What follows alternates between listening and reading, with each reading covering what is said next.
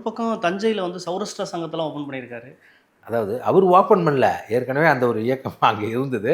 அந்த இல்ல சாதி தெலுங்கர் மட்டும் தான் எதிரி அப்படின்ற மாதிரிலாம் சொல்ற இது. வடமொழி சும்மா பேசுறவங்க ஏற்றுக்கவே மாட்டேன்னு சொல்றவங்க.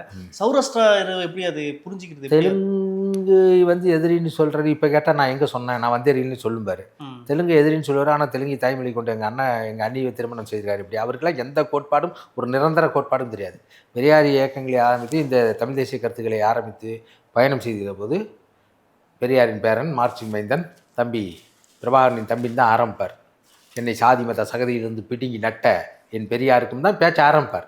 அதுக்கப்புறம் எவர் இன்னைக்கு வந்து பாரதிய ஜனதா கட்சி இவருடைய மூளையை மெழுங்கடித்து தர வேண்டியதை தந்து பேசுறதுனால இவர் என்ன பண்ணுறாரு, போய் ஏறிக்கிட்டு பிராமண கடப்பாறை எடுக்கிற அளவுக்கு ஆகிட்டார்.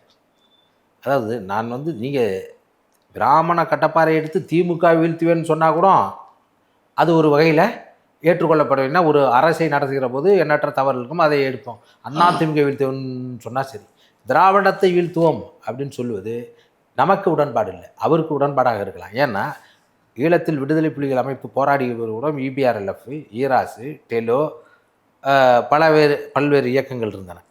அப்போ அவர்கள் நடக்கிற தவறு காரணமாக தமிழ் தேசியமே தவறு, தமிழீழ விடுதலை போராட்டமே தவறுன்னு சொல்லிட முடியுமா? முடியாது. ஆனால் மக்கள் முடிவு செய்து விட்டார்கள். இவர்களை எல்லாத்தையும் விட விடுதலை புலி அமைப்பு தான் ஈகத்தை பெருசாக செய்து கொண்ட கொள்கையில் உறுதியாக இருந்து போராடியது என்பதற்காக அவர்கள் பின்னால் வந்தார்கள்.